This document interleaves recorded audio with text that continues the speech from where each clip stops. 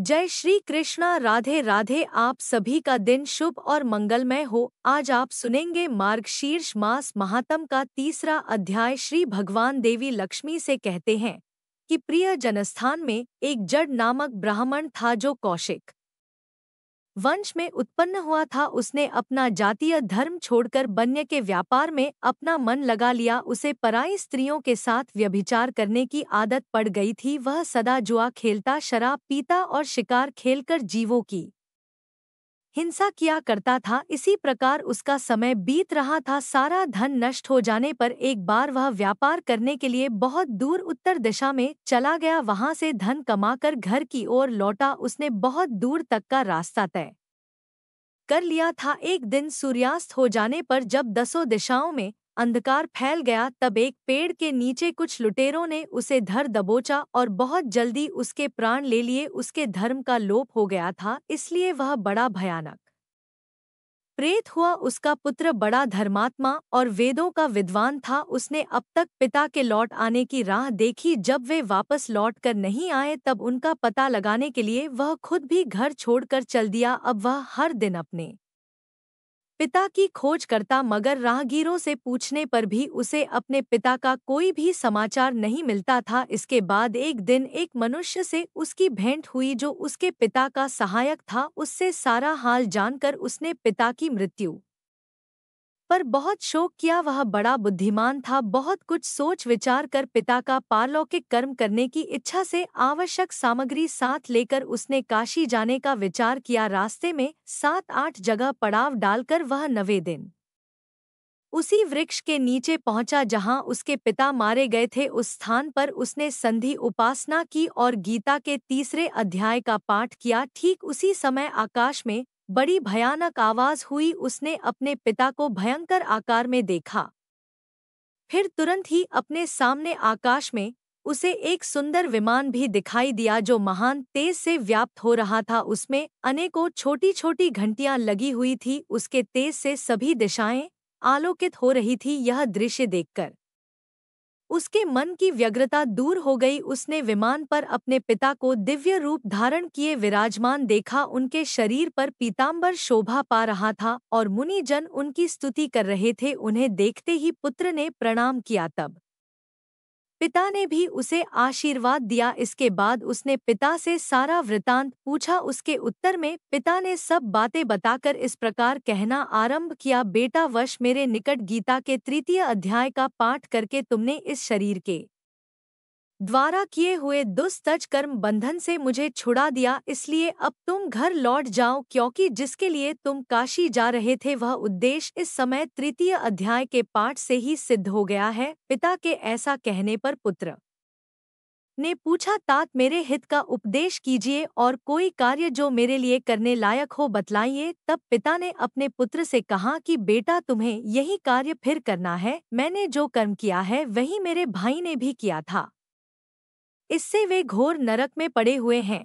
उनका भी तुम्हें उद्धार करना चाहिए तथा मेरे कुल के और भी जितने लोग नरक में पड़े हैं उन सबका भी तुम्हारे द्वारा उद्धार हो जाना चाहिए। यही मेरा मनोरथ है। बेटा, जिस साधन के द्वारा तुमने मुझे संकट से छुड़ाया है उसी का अनुष्ठान तुम अब औरों के लिए भी करना उचित होगा। उसका अनुष्ठान करके उससे होने वाला पुण्य उन नार की जीवों को संकल्प करके दे दो। इससे वे समस्त पूर्वज मेरी ही तरह यातना से मुक्त होकर बहुत ही जल्दी श्री विष्णु के परम पद को प्राप्त हो जाएंगे। पिता का यह संदेश सुनकर पुत्र ने कहा, तात, अगर ऐसी बात है और आपकी भी ऐसी ही रुचि है तो मैं समस्त नार की जीवों का नरक से उद्धार कर दूंगा। यह सुनकर उसके पिता बोले, बेटा एव मस्तु, तुम्हारा कल्याण हो। मेरा अत्यंत प्रिय कार्य संपन्न हो गया। इस प्रकार पुत्र को आश्वासन देकर उसके पिता भगवान विष्णु के परम धाम को चले गए। इसके बाद भी लौटकर जन स्थान में आया और परम सुंदर भगवान श्री कृष्ण के मंदिर में उनके समक्ष बैठकर पिता के आदेशानुसार गीता के तीसरे अध्याय का पाठ करने लगा। उसने नार की जीवों का उद्धार करने की इच्छा से गीता पाठ जनित सारा पुण्य संकल्प करके दे दिया। इसी बीच में भगवान विष्णु के दूत यातना भोगने वाले नार की जीवों को छुड़ाने के लिए यमराज के पास गए। यमराज ने नाना प्रकार के सत्कार से उनका पूजन किया और कुशल मंगल पूछी। तब वे बोले, धर्मराज, हम लोगों के लिए सब और आनंद ही आनंद है। इस प्रकार सत्कार करके पितृलोक के सम्राट परम बुद्धिमान यम ने विष्णु दूतों से यमलोक में आने का कारण पूछा। तब विष्णु दूतों ने कहा, यमराज शेषशय्या पर शयन करने वाले भगवान विष्णु ने हम लोगों को आपके पास कुछ संदेश देने के लिए भेजा है। भगवान हम लोगों के मुख से आपकी कुशल पूछते हैं और यह आज्ञा देते हैं कि आप नरक में पड़े हुए सभी प्राणियों को छोड़ दीजिए। अमित तेजस्वी भगवान विष्णु का यह आदेश सुनकर यम ने मस्तक झुकाकर उस आदेश को सहज स्वीकार लिया। फिर मन ही मन कुछ सोचा। इसके बाद मदोमत नार की जीवों को नरक से मुक्त देखकर उनके साथ ही वे भगवान विष्णु के वास स्थान को चले। यमराज श्रेष्ठ विमान के द्वारा जहाँ क्षीर सागर है वहीं जा पहुँचे। उसके भीतर कोटि कोटि सूर्य के समान कांति मान नील कमल दल के समान श्याम सुंदर लोकनाथ जगतगुरु श्री हरि का उन्होंने दर्शन किया। भगवान का तेज उनकी शैया बने हुए शेषनाग के फनों की मणियों के प्रकाश से दोगुना हो रहा था। वे आनंद युक्त दिखाई दे रहे थे। उनका हृदय प्रसन्नता से भरा हुआ था। भगवती लक्ष्मी अपनी सरल चितवन से प्रेम पूर्वक उन्हें बारंबार निहार रही थी। चारों ओर योगी जन भगवान की सेवा में खड़े थे। उन योगियों की आंखों के तारे ध्यानस्थ होने के कारण निश्चल प्रतीत होते थे। देवराज इंद्र अपने विरोधियों को परास्त करने के उद्देश्य से भगवान की स्तुति कर रहे थे। श्री ब्रह्मा जी के मुख से निकले हुए वेदांत वाक्य मूर्तिमान होकर भगवान के गुणों का गान कर रहे थे। भगवान पूर्णतः संतुष्ट होने के साथ ही समस्त योनियों की ओर से उदासीन लग रहे थे। जीवों में से जिन्होंने योग्य साधन के द्वारा अधिक पुण्य संचय किया था उन सबको एक ही साथ वे कृपा दृष्टि से निहार रहे थे। भगवान अपने स्वरूप भूत अखिल चराचर जगत को आनंद पूर्ण दृष्टि से आमोद कर रहे थे। शेष नाग की प्रभा से उदास और सर्वत्र व्यापक दिव्य विग्रह धारण किए नील कमल के समान श्याम वर्ण वाले श्री हरि ऐसे जान पड़ते थे मानो चांदनी से घिरा हुआ आकाश सुशोभित हो रहा हो। इस प्रकार भगवान की झांकी करके यमराज अपने विशाल बुद्धि के द्वारा उनकी स्तुति करने लगे। यमराज जी बोले, संपूर्ण जगत का निर्माण करने वाले परमेश्वर, आपका अंतःकरण अत्यंत निर्मल है। आपके मुख से ही वेदों का प्रादुर्भाव हुआ है। आप ही विश्वरूप और इसके विधायक ब्रह्मा है। आपको नमस्कार है। अपने बल और वेग के कारण जो अत्यंत दुर्द प्रतीत होते हैं ऐसे दानवेंद्रों का अभिमान चूर्ण करने वाले भगवान विष्णु को नमस्कार है। पालन के समय सत्वम शरीर धारण करने वाले विश्व के आधारभूत सर्वव्यापी श्री हरि को नमस्कार है। समस्त देहधारियों की पातक राशि को दूर करने वाले परमात्मा को प्रणाम है। जिनके ललाटवर्ती नेत्र के थोड़ा सा खुलने पर भी आग की लपटें निकलने लगती हैं, उन रुद्र रूपधारी आप परमेश्वर को नमस्कार है। आप संपूर्ण विश्व के गुरु आत्मा और महेश्वर हैं। अतः समस्त वैष्णव जनों को संकट से मुक्त करके उन पर अनुग्रह करते हैं। आप माया से विस्तार को प्राप्त हुए अखिल विश्व में व्याप्त होकर भी कभी माया अथवा उससे उत्पन्न होने वाले गुणों से मोहित नहीं होते। माया तथा माया जनित गुणों के बीच में स्थित होने पर भी आप पर उनमें से किसी का प्रभाव नहीं पड़ता। आपकी महिमा का अंत नहीं है क्योंकि आप असीम है, अनंत है। फिर आप वाणी के विषय कैसे हो सकते हैं? अतः मेरा मौन रहना ही उचित है। इस प्रकार स्तुति करके यमराज ने हाथ जोड़कर कहा, जगतगुरु, आपके आदेश से इन जीवों को गुण रहित होने पर भी मैंने छोड़ दिया है। अब मेरे योग्य जो कार्य हो उसे बताइए। उनके ऐसा कहने पर भगवान मधुसूदन मेघ के समान गंभीर वाणी द्वारा मानो अमृत रस से सींच हुए बोले, धर्मराज, तुम सबके प्रति समान भाव रखते हुए लोगों का पाप से उद्धार कर रहे हो। तुम पर देहधारियों का भार रखकर मैं निश्चिंत हूँ। अतः तुम अपना काम करो और अपने लोक को लौट जाओ। ऐसा कहकर भगवान अंतर्ध्यान हो गए। यमराज भी अपनी पुरी को लौट आए तथा वह ब्राह्मण अपनी जाति के और समस्त नारकीय जीवों का नरक से उद्धार करके स्वयं भी श्रेष्ठ विमान द्वारा श्री विष्णु धाम को चला गया। तीसरा अध्याय समाप्त। अब सुनिए चौथा अध्याय। श्री भगवान कहते हैं, प्रिय, अब मैं चौथे अध्याय का महात्म्य बतलाता हूँ। सुनो, भागीरथी के तट पर बनारस नाम की एक पुरी है। वहाँ विश्वनाथ जी के मंदिर में भरतना नाम के एक योगनिष्ठ महात्मा रहते थे, जो प्रतिदिन आत्मा चिंतन में तत्पर होकर आदर पूर्वक गीता के चतुर्थ अध्याय का पाठ किया करते थे। उसके अभ्यास से उनका अंतःकरण निर्मल हो गया था। वे शीत उष्ण आदि द्वंद से कभी व्यथित नहीं होते थे। एक समय की बात है, वे तपोधन नगर की सीमा में स्थित देवताओं का दर्शन करने की इच्छा से भ्रमण करते हुए नगर से बाहर निकल गए। वहां बेर के 2 वृक्ष थे, उन्हीं की जड़ में वे विश्राम करने लगे। एक वृक्ष की जड़ में उन्होंने अपना मस्तक रखा था और दूसरे वृक्ष के मूल में उनका एक पैर टिका हुआ था। थोड़ी देर बाद जब वे तपस्वी चले गए, तब बेर के वे दोनों वृक्ष 5 ही 6 दिनों के भीतर सूख गए। उनमें पत्ते और डालियां भी नहीं रह गई। इसके बाद वे दोनों वृक्ष कहीं ब्राह्मणों के पवित्र गृह में 2 कन्याओं के रूप में उत्पन्न हुई। वे दोनों जब बढ़कर 7 वर्ष की हो गई, तब एक दिन उन्होंने दूर देशों से घूमकर आते हुए भरत मुनि को देखा। उन्हें देखते ही वे दोनों उनके चरणों में गिर पड़ी और मीठी वाणी में बोली, मुने, आपकी ही कृपा से हम दोनों का उद्धार हुआ है। हमने बेर की योनि त्याग कर मानव शरीर प्राप्त किया है। उनके इस प्रकार कहने पर मुनि को बड़ा आश्चर्य हुआ। उन्होंने पूछा, पुत्रियों, मैंने कब और किस साधन से तुम्हें मुक्त किया था? साथ ही यह भी बताओ कि तुम्हारे बेर के वृक्ष होने का कारण क्या था, क्योंकि इस विषय में मुझे कुछ भी ज्ञात नहीं है।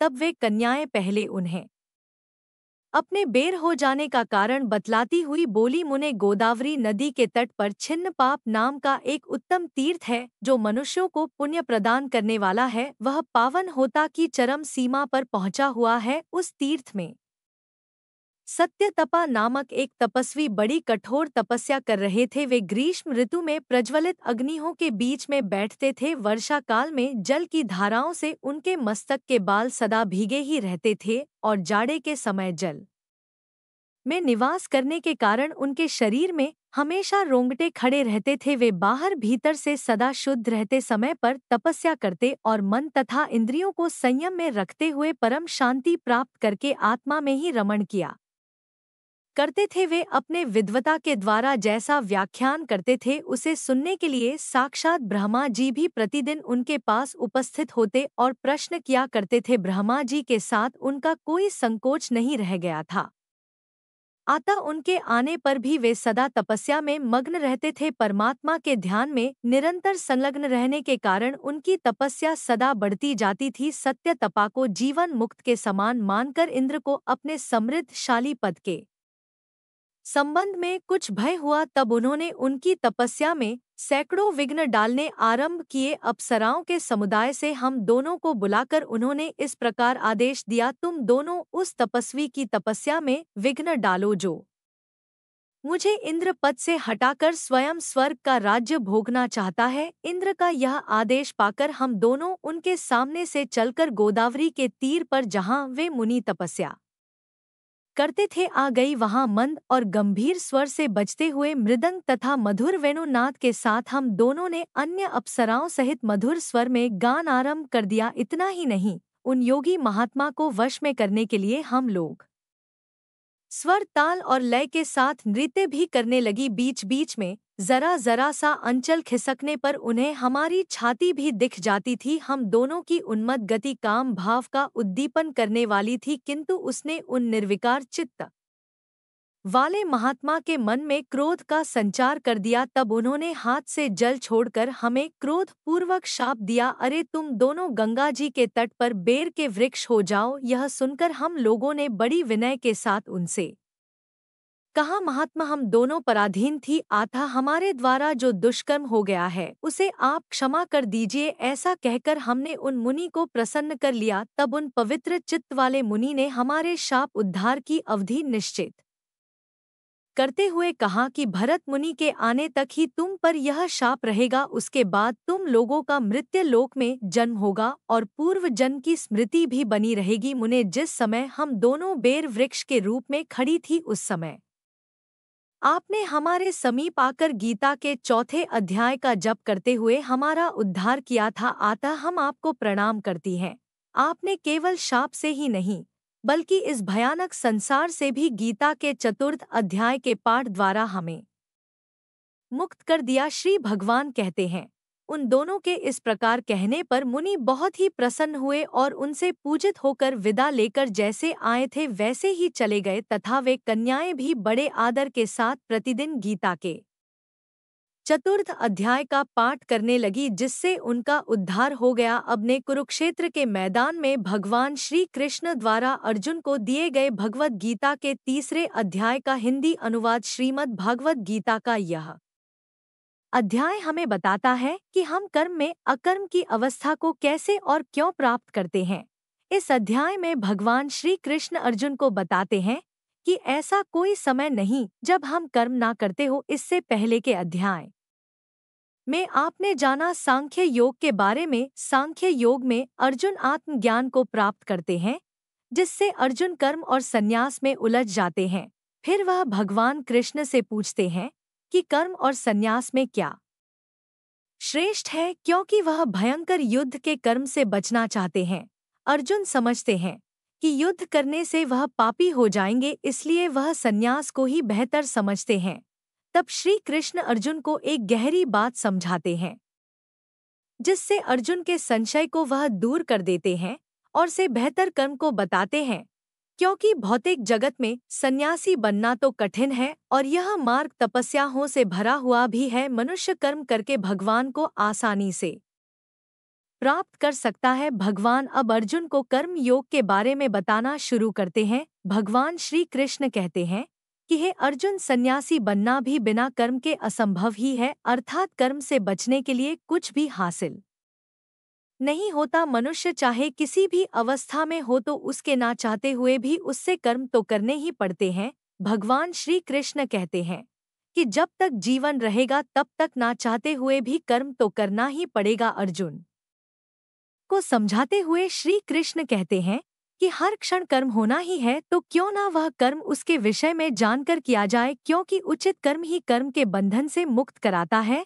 जो सिर्फ दिखावे के लिए कर्म करता है वो व्यक्ति ढोंगी कहलाता है और ऐसा व्यक्ति अपने जीवन का नाश भी करता है। इसे एक उदाहरण से भगवान श्री कृष्ण समझाते हैं कि किसी व्यक्ति ने ग्रस्त जीवन का त्याग तो कर दिया और वह सन्यासी भी बन गया, लेकिन सन्यासी बनने के बावजूद भी उसके मन में संसार और नारी भोग की अगर अभिलाषा है तो ऐसे व्यक्ति को भगवान घोर पापी बताते हैं। श्री कृष्ण कहते हैं कि हे अर्जुन, जो व्यक्ति अपनी इंद्रियों को अपने वश में करके बिना किसी भोग की इच्छा के अपना कर्म करता है, ऐसे कर्म को निष्काम कर्म कहते हैं। इसलिए हे अर्जुन, तुम केवल कर्म करो, फल की चिंता मत करो। इस प्रकार का कर्म और इसका फल भगवान को समर्पित करते हैं तो ऐसे व्यक्ति श्रेष्ठ और संपूर्ण कर्म योगी ही हो जाते हैं। और ऐसे व्यक्ति के सामने चाहे कोई सुंदर नारी या कोई स्वादिष्ट भोजन ही क्यों ना परोसा जाए, वह व्यक्ति अपने कर्म से नहीं भागता और अपने कर्म को निष्ठा पूर्वक पूर्ण करके ही रहता है। श्री कृष्ण यहाँ अर्जुन को यज्ञ की महिमा बता रहे हैं। कहते हैं कि उनके अनुसार यज्ञ के द्वारा शुरू किया गया कर्म श्रेष्ठ होता है, अर्थात श्री कृष्ण भगवान के लिए किया गया यज्ञ देवी देवताओं को फलीभूत करता है और कर्मयोगी प्रसाद रूप में देवताओं का आशीर्वाद प्राप्त करता है। श्री कृष्ण कहते हैं, जो सृष्टि के नियम से नहीं चलता वह व्यर्थ जीवन जीता है और ऐसा व्यक्ति मरता रहता है, बार बार जीवन मरण के चक्र में बंधता रहता है और फिर अलग अलग योनियों में दोबारा जन्म पाता है, अपने कर्म बंधन से मुक्त ही नहीं हो पाता। इसीलिए मनुष्य को आत्मज्ञान को जानकर मोक्ष प्राप्ति के लिए अर्थात कर्म बंधन से मुक्त होने के लिए, जन कल्याण के लिए भी कर्म करने चाहिए। श्री कृष्ण अर्जुन को समझाते हैं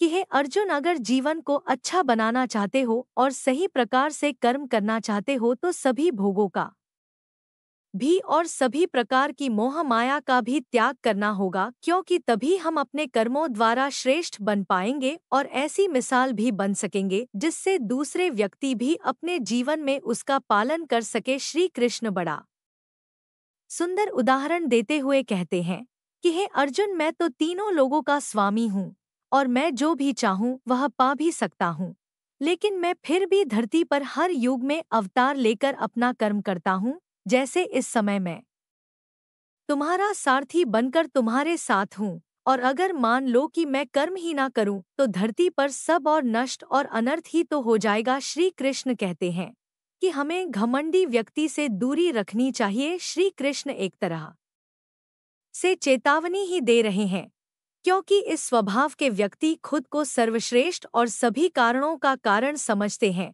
अपने अहंकार में सोचते हैं कि उनकी बुद्धिमत्ता के कारण ही हर कार्य संभव होता है, और ऐसे अहंकारी व्यक्ति को श्री कृष्ण मूर्ख और ढोंगी कहते हैं। ऐसे व्यक्ति दूसरे के नुकसान में भी केवल अपना फायदा ही देखते हैं। इसलिए इस तरह के हर लोगों से दूरी बनाकर रखनी चाहिए। इन सब के साथ साथ अपने मन के क्रोध, लोभ और अहंकार पर भी नियंत्रण रखना चाहिए। अर्जुन को श्री कृष्ण कर्म में अकर्म की स्थिति बताते हुए कहते हैं कि अगर इसे एक शब्द में समझा जाए तो इसका अर्थ है कृष्ण समर्पण अस्तु, अर्थात अपने कर्म को डोट और उसके फल को भगवान को सौंपना ही अकर्म कहलाता है। अकर्म कर्म की वह अवस्था है जिसमें भगवान भक्त से प्रसन्न होकर उसके जीवन के जाने अनजाने में किए गए सभी पापों को नष्ट कर डाल देते हैं और अपने भक्त के हित के अनुसार ही उसे फल प्रदान करते भक्त जनों। इस प्रकार श्री कृष्ण अर्जुन संवाद में कर्म योग नाम का श्रीमद् भागवत गीता का 3रा अध्याय संपूर्ण हुआ। अब सुनिए मास महात्म की आज की कथा, जिसमें श्री महादेव जी देवी पार्वती से कहते हैं कि हे पार्वती, एक समय की बात है, श्री कृष्ण बरजा नाम वाली सखी के यहाँ उसके पास थे, जिससे श्री राधा रानी को बड़ा दुख हुआ। इस कारण विरजा वहाँ नदी रूप होकर प्रवाहित हो गई। वर्जा की सखियां भी छोटी छोटी नदियां बन गई। पृथ्वी की बहुत सी नदियां और सातों समुद्र वर्जा से ही उत्पन्न है। राधा ने प्रणय कोप से श्री कृष्ण के पास जाकर उनसे बड़े कठिन शब्द कहे। सुदामा ने इसका विरोध किया, जिस पर लीलाम श्री राधा ने उसे असुर हो जाने का श्राप दे डाला। फिर तो सुदामा ने भी लीला क्रम से श्री राधा को मानवी रूप में प्रकट होने की बात कह दी। सुदामा माता राधा और पिता श्री हरि को प्रणाम करके जब जाने को तत्पर हुए, तब श्री राधा पुत्र वृह से कातर होकर आंसू बहाने लगी। श्री कृष्ण ने उन्हें समझा बुझाकर शांत कर दिया और शीघ्र उनके वापस लौट आने का विश्वास दिलाया। बाद में सुदामा ही तुलसी जी का स्वामी शंखचूर्ण नामक असुर हुआ था, जो कि मेरे त्रिशूल से विदीर्ण और शाप मुक्त होकर पुनः गोलोक चला गया था। सती राधा इसी वार कल्प में गोकुल में अति हुई थी। वे ब्रज में वृषभानु वैश्य की कन्या हुई। वे देवी अयो निजा थी, माता के पेट से नहीं पैदा हुई थी। उनकी माता कलावती ने अपने गर्भ में वायु को धारण कर रखा था। उसने योग माया की प्रेरणा से वायु को ही जन्म दिया, परंतु वहां स्वेच्छा से श्री राधा प्रकट हो गई। 12 वर्ष बीतने पर उन्हें नूतन यवन में प्रवेश करती देखकर माता पिता ने रायण वैश्य के साथ उनका संबंध निश्चित कर दिया। उस समय श्री राधा घर में अपनी छाया को स्थापित करके स्वयं अंतर्ध्यान हो गई। उस छाया के साथ ही उक्त रायण का विवाह हुआ था। जगतपति श्री कृष्ण कंस के भय से रक्षा के बहाने शैशवावस्था में ही गोकुल में पहुंचा दिए गए थे। वहां श्री कृष्ण की माता जो यशोदा थी, उनका सहोदर भाई रायाणुर गोप था, पर इस अवतार के समय भूतल पर वह श्री कृष्ण का मामा लग करता था। जगत सृष्टा विधाता ने पूर्णम वृंदावन में श्री कृष्ण के साथ साक्षात श्री राधा का विधि पूर्वक विवाह कर्म संपन्न करवाया था। गोपगण स्वप्न में भी श्री राधा के चरणारविंद का दर्शन नहीं कर पाते थे। साक्षात राधा यानी कि असली राधा जी तो श्री कृष्ण के वक्षस्थल में वास करती थी, और जो उनकी छाया थी राधा रूपी, वो रायान के घर में ब्रह्मा जी ने पूर्व काल में श्री राधा के चरणारविंद का दर्शन पाने के लिए पुष्कर में 6000 वर्षों तक बड़ी कठिन तपस्या की थी। उसी तपस्या के फल स्वरूप इस समय उन्हें श्री राधा के चरणों का दर्शन प्राप्त हुआ था। गोकुलनाथ श्री कृष्ण कुछ समय तक तो वृंदावन में श्री राधा के साथ आमोद प्रमोद करते रहे। फिर सुदामा के श्राप से उनका श्री राधा के साथ वियोग हो गया था, और इसी बीच में श्री कृष्ण ने पृथ्वी का भार उतारा था। 100 वर्ष पूरे हो जाने पर तीर्थ यात्रा के प्रसंग से श्री राधा ने श्री कृष्ण का और श्री कृष्ण ने श्री राधा का दर्शन प्राप्त किया था। फिर तत्वज्ञान श्री राधा के साथ गोलोक धाम में पधार गए। कलावती अर्थात कीर्तिदा और यशोदा भी श्री राधा के साथ ही गोलोक में चली गई प्रजापति द्रोण नंद बने उनकी पत्नी यशोदा जी हुई। उन दोनों ने पहले की हुई तपस्या के प्रभाव से परमात्मा भगवान श्री कृष्ण को पुत्र रूप में प्राप्त किया था। महर्षि कश्यप वसुदेव जी हुए थे। उनकी पत्नी सती साध्वी अदिति अंशतः देवकी के रूप में तीर्ण हुई थी। प्रत्येक कल्प में जब भगवान अवतार लेते हैं, देव माता अदिति और देव पिता कश्यप उनके माता पिता का स्थान ग्रहण करते हैं। श्री राधा की माता कलावती अर्थात कीर्तिदा पितरों की मानसिक कन्या थी। गोलोक से वसुम गोप ही वृषभानु होकर इस भूतल पर आए थे। दुर्गे, इस प्रकार मैंने श्री राधा का उत्तम उपाख्यान सुनाया। यह संपत्ति प्रदान करने वाला पापहारी और पुत्र और पत्रों की वृद्धि करने वाला है। श्री कृष्ण दो रूपों में प्रकट है। द्विग्योर देव की प्रिया है। श्री कृष्ण की पत्नी श्री राधा है जो उनके अर्धांग से प्रकट हुई हैं। वे तेज अवस्था, रूप और गुण सभी दृष्टियां से उनके अनुरूप हैं। विद्वान पुरुष को पहले राधा नाम का उच्चारण करके उसके बाद कृष्ण के नाम का उच्चारण करना चाहिए, और अगर इस क्रम का उलट फेर कर दिया जाए अर्थात राधा कृष्ण कहने के बजाय कृष्णा राधा कह दिया जाए तो वह पाप का भागी होता है, इसमें संशय नहीं। कार्तिक की पूर्णिमा को गोलोक के रास मंडल में श्री कृष्ण ने राधा जी का पूजन किया और तत्संबंधी महोत्सव रचाया था। उत्तम रत्नों की गुटिका में राधा कवच रखकर गोपों सहित श्री हरि ने उसे अपने कंठ और दाहिनी बाह में धारण किया। भक्ति भाव से उनका ध्यान करके स्तुति की।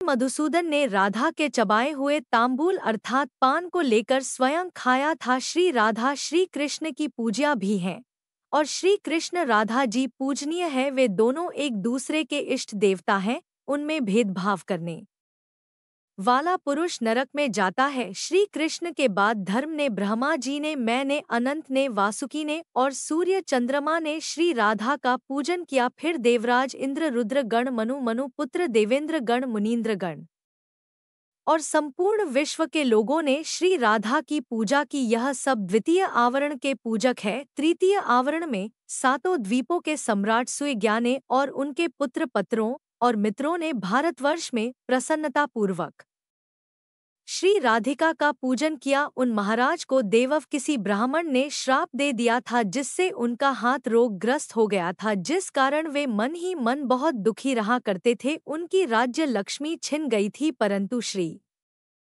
राधा के वरदान से उन्होंने अपना राज्य पुनः प्राप्त कर लिया। ब्रह्मा जी के द्वारा दिए हुए स्तोत्र से परमेश्वरी श्री राधा की स्तुति करके राजा ने उनके अभेद कवच को कंठ और बाह में धारण किया और पुष्कर तीर्थ में 100 वर्षों तक ध्यानपूर्वक उनकी पूजा की। अंत में वे महाराज रत्नम विमान पर सवार होकर गोलोक धाम में चले गए। देवी, यह सारा प्रसंग मैंने तुम्हें कह सुनाया, अब और क्या सुनना चाहती हो? तब देवी पार्वती कहने लगी, प्रभु राजा सूय कौन थे, किस वंश में उनका जन्म हुआ था, उन्हें ब्राह्मण का श्राप कैसे प्राप्त हुआ था और किस तरह श्री राधा जी को भी प्राप्त कर सके जो सर्वात्मक की पत्नी है और साक्षात श्री कृष्ण ने जिनका पूजन किया है, उन्हीं परमेश्वरी श्री राधा की सेवा का सौभाग्य एक मलमूत्रधारी मनुष्य को कैसे मिल सका, जिनके चरणा विंदों की रज को पाने के लिए ब्रह्मा जी ने भी पूर्व काल में पुष्कर तीर्थ के भीतर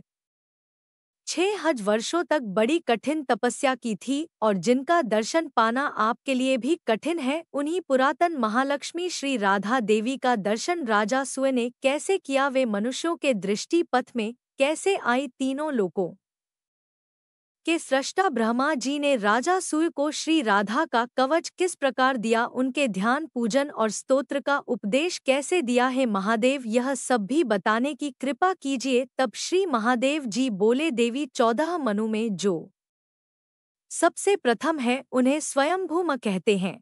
वे ब्रह्मा जी के पुत्र और तपस्वी कहे गए हैं। उन्होंने शत्रुपा से विवाह किया था। मनु और शत्रुपा के पुत्र उत्तानपाद हुए। उत्तानपाद के पुत्र केवल ध्रुव हैं। हे गिरिराज नंदिनी, ध्रुव की कीर्ति तीनों लोकों में विख्यात है। ध्रुव के पुत्र उत्कल हुए जो भगवान नारायण के अनन्य भक्त थे। उन्होंने पुष्कर तीर्थ में 1000 राजसूय यज्ञों का अनुष्ठान किया था। उस यज्ञ में सारे पात्र रत्नों के बने हुए थे। राजा ने बड़ी प्रसन्नता के साथ वे सभी पात्र ब्राह्मणों को दान कर दिए थे। यज्ञास में राजा ने बहुमूल्य वस्त्रों की सहस्त्र राशियां, जो कि तेज पुंज से प्रकाशित होती थी, ब्राह्मणों में बांट दी। प्रिय उस सुंदर यज्ञ को देखकर ब्रह्मा जी ने देव सभा में राजा उत्कल का नाम सुएग्या रख दिया। राजा सुएग्या अन्न रत्न और सभी प्रकार की संपत्तियों के दाता थे। वे हर दिन प्रसन्नता पूर्वक उचित दक्षिणा के साथ ब्राह्मणों को 10-12 लाख गौवें दान में देते थे। उन गौ के सींग रत्नों से मड़े हुए होते थे और दुग्ध पात्र आदि सामग्री भी रत्नमय ही होती थी। वे हर दिन 6 करोड़ ब्राह्मणों को भोजन कराया करते थे।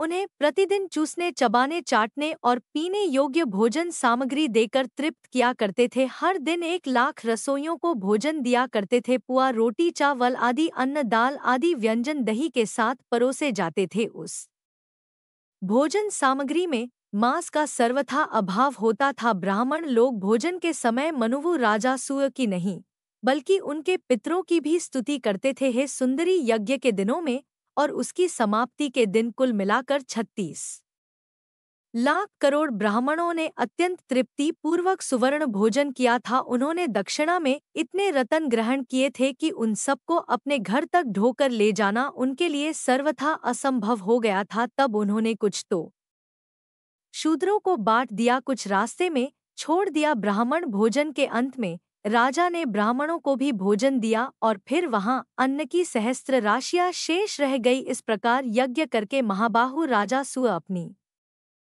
राज्यसभा में रमणीय रत्न सिंहासन पर बैठे हुए थे। वह सिंहासन रत्ने द्रसार से निर्मित अनेक क्षेत्रों से सुशोभित था। उसे बड़ी अच्छी तरह से सजाया गया था। उस पर चंदन आदि सुगंधित वस्तुओं का लेप लगा हुआ था। चंदन पल्लवों से उसकी खूबसूरती और अधिक बढ़ गई थी। वहां वसु, वासव, चंद्रमा, इंद्र, आदित्य गण, मुनिवर, नारद और बड़े बड़े देवता विराजमान थे। उसी समय वहां एक ब्राह्मण आया जो कि रूखा और मलिन वस्त्र पहने हुए था। उसके कंठ, ओठ और तालू सूखे हुए थे। उसने मुस्कुराते हुए हाथ जोड़कर रत्न सिंहासन पर बैठे हुए पुष्प, माला और चंदन से चर्चित राजा को आशीर्वाद दिया। राजा ने भी ब्राह्मण को प्रणाम तो किया, किंतु वे अपने स्थान से उठे नहीं। उस सभा के सभासद भी ब्राह्मण की ओर देखकर खड़े नहीं हुए। हो सकता है वह उसकी दशा को देखकर उसका सम्मान ना करना चाहते हो, और वे सभी थोड़ा थोड़ा मुस्कुराते और हंसते रहे। तब वह श्रेष्ठ ब्राह्मण मुनियों और देवताओं को नमस्कार करके निरंकुश भाव से वहां खड़ा हो गया और फिर बड़े ही क्रोध से राजा को श्राप देता हुआ बोला, अरे ओ मूर्ख, तू इस राज्य से दूर चला जा, श्रीहीन हो जा और शीघ्र ही गलित कोण से युक्त, बुद्धिहीन और उपद्रव से ग्रस्त हो जा। ऐसा कहकर क्रोध से कांपता हुआ वह ब्राह्मण अन्य सभासदों को श्राप देने के लिए तत्पर हो गया। जो लोग वहां हंस रहे थे वे सब अचानक उठकर खड़े हो गए। उन सबने अपने दोष का परिहार कर लिया, इसलिए उनकी ओर से ब्राह्मण का क्रोध जाता रहा। राजा उस ब्राह्मण को प्रणाम करके भय से कातर होकर रोने लगे। अब वे बड़े दुखी हृदय से सभा के बीच से बाहर निकले। तब गुढ़ रूप वाले वे ब्राह्मण देवता भी ब्रह्मा तेज से प्रकाशित हुए चल दिए। उनके पीछे पीछे भय से कातर हुए समस्त मुनि भी चल दी और बारंबार उच्च स्वर से पुकारने लगे। सब कहने लगे कि हे विप्र, ठहरो ठहरो। उन मुनियों के नाम इस प्रकार हैं: पुलह, पुलस, प्रचेता, भगु, अंगिरा, मरीच, कश्यप, वशिष्ठ, कृतु, शुक्र, बृहस्पति, दुर्वासा, लोमश, गौतम, कणाद, कण्व, कात्यायन, कठ, पाणिनि, जाजली, ऋषि भृंग, विभाकर, मार्कंडेय कुमार, नर नारायण, ऋषि पराशर, जरत का संवत, करथर्व, च्यवन, भरद्वाज, वाल्मीकि, अगस्त्य, यह सारे ऋषि मुनि वहां पर थे और इनके सहित सभी देवता भी ब्राह्मण के पीछे पीछे चलने लगे। पार्वती जी, उन नीति विशारद मुनियों ने ब्राह्मण को समझाया, एक स्थान पर ठहराया और फिर उनसे नीति पूर्ण कुछ बातें कही। देवी पार्वती ने महादेव से पूछा, हे प्रभु, ब्राह्मण और जी के पुत्रों ने जो कि नीति के विद्वान थे, उस समय उन ब्राह्मण देवता से नीति की कौन सी बात कही, यह भी मुझे बताने की कृपा करें। श्री महादेव जी बोले, हे सुमुखी, उस मुनि समुदाय ने स्तुति और विनय से ब्राह्मण को संतुष्ट करके क्रमशः इस प्रकार कहना आरंभ किया। सबसे पहले सनत कुमार ने कहा, हे ब्राह्मण, आपके पीछे पीछे राजा की लक्ष्मी और कीर्ति भी चली आई है। सत्व यश सुशील महान ऐश्वर्य पितर अग्नि और देवता सभी राजा को श्रीहीन करके उनके घर से बाहर चले आए हैं। हे ब्राह्मण, अब आप संतुष्ट हो जाओ, क्योंकि ब्राह्मण शीघ्र ही संतुष्ट होने वाला कहा गया है। मुने ब्राह्मणों का हृदय तो नवनीत के समान कोमल होता है। वे तपस्या से परिमार्जित होने के कारण अत्यंत निर्मल और शुद्ध होते हैं। आता है विप्रभ, अब तो क्षमा करो, आओ और राजभवन को पवित्र करो। जिसके घर से अतिथि निराश हो लौट जाता है, उसके देवता पितर और अग्नि भी निराश होकर लौट जाते हैं, क्योंकि वहां अतिथि का सत्कार नहीं हुआ। इसलिए हे विप्र, क्षमा करो और आओ आओ और राजभवन को शुद्ध करो। पुलस जी भी बोले, जो घर पर आए हुए अतिथि को टेढ़ी आंखों से देखते हैं, उन्हें अतिथि अपना पाप देकर और उनके पुण्य को लेकर चला जाता है। इसलिए तुम राजा के दोष को क्षमा कर दो वत्स, तुम्हारी जहां मौज हो जाओ। राजा अपने कर्म दोष से ही उठकर खड़े नहीं हुए थे, उनके उस दोष को तुम क्षमा कर दो। पुलह ऋषि ने कहा, जो क्षत्रिय राजलक्ष्मी के मध्य से अथवा जो ब्राह्मण विद्या के मध्य से किसी ब्राह्मण का अपमान करता है, वह क्षत्रिय श्रीहीन हो जाता है और वह ब्राह्मण त्रिकाल संध्या से शून्य हो जाता है। वे दोनों ही एकादशी व्रत और भगवान विष्णु के नैवेद्य से वंचित हो जाते हैं। अब कृतु ऋषि बोले, ब्राह्मण क्षत्रिय वैश्य अथवा शूद्र कोई भी क्यों ना हो, जो ब्राह्मण का अपमान करता है वह दीक्षा के पुण्य और अधिकार से भ्रष्ट हो जाता है। इतना ही नहीं, उसका धन नष्ट हो जाता है और वह पुत्र और पत्नी से भी हीन हो जाता है। यह एक अटल सत्य है। आता है भगवान, क्षमा करो, आओ और राजा के घर को पवित्र करो। अंगिरा ऋषि भी कहने लगे, जो ज्ञानवान ब्राह्मण होकर किसी ब्राह्मण का अपमान करता है, वह भारतवर्ष में 7 जन्मों तक सवारी ढहोने वाला बैल होता है। मरीजी ऋषि बोले, जो पुण्यक्षेत्र भारतवर्ष में देवता, ब्राह्मण और गुरु का अपमान करता है, वह भगवान विष्णु की भक्ति से वंचित हो जाता है। कश्यप मुनि ने कहा, जो वैष्णव ब्राह्मण को देखकर उसका अपमान करता है, वह विष्णु मंत्र की दीक्षा से वंचित होकर विष्णु पूजा से भी विरत हो जाता है। अब प्रचेता ऋषि बोले, जो अतिथि ब्राह्मण को आया देखकर उसके लिए अभन नहीं करता, उठकर खड़ा नहीं हो जाता, वह भारत भूमि में माता पिता की भक्ति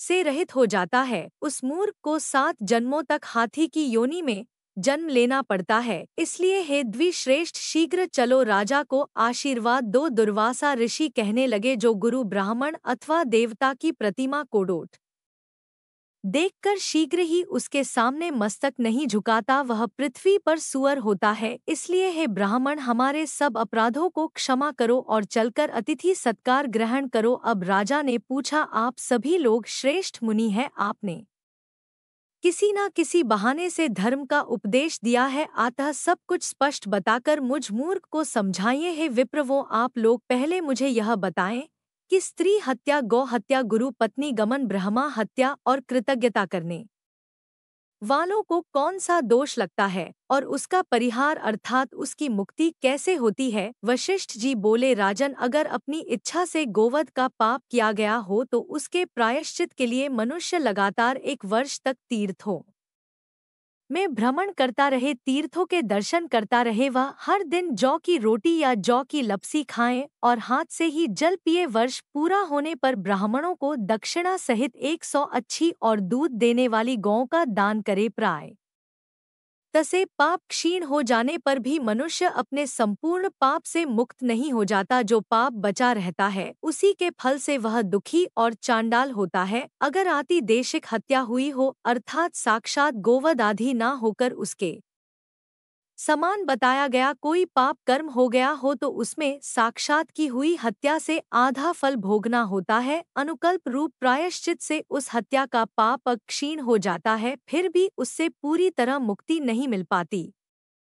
शुक्र ने कहा, स्त्री की हत्या करने पर निश्चय ही गौ हत्या से दुगुना पाप लगता है। स्त्री हत्यारा हजारों वर्षों तक काल सूत्र नामक नरक में निवास करता है, फिर वह महापाप मानव 7 जन्मों तक सुअर और 7 जन्मों तक सांप बन जाता है। इसके बाद उसकी शुद्धि हो पाती है। बृहस्पति जी बोले, स्त्री हत्या से भी दोगुना पाप लगता है। ब्रह्मा हत्या में ब्रह्मा हत्यारा 1 लाख वर्षों तक निश्चय ही महाभयंकर कुंभी पाक नरक में निवास करता है, फिर उस महापाप को 100 वर्षों तक विष्ठा का कीड़ा होना पड़ता है। इसके बाद 7 जन्मों तक सर्प बनकर वह उस पाप से मुक्त हो पाता है। गौतम ऋषि भी समझाने लगे कि हे राजेंद्र, कृतज्ञ को ब्रह्मा हत्या से चौगुना पाप लगता है। वेदों में अवश्य ही कृतज्ञ की शुद्धि के लिए कोई प्रायश्चित नहीं कहा जाता, अर्थात जो दूसरे के उपकार को, दूसरे के एहसान को ना मानने वाला हो उसे कृतज्ञ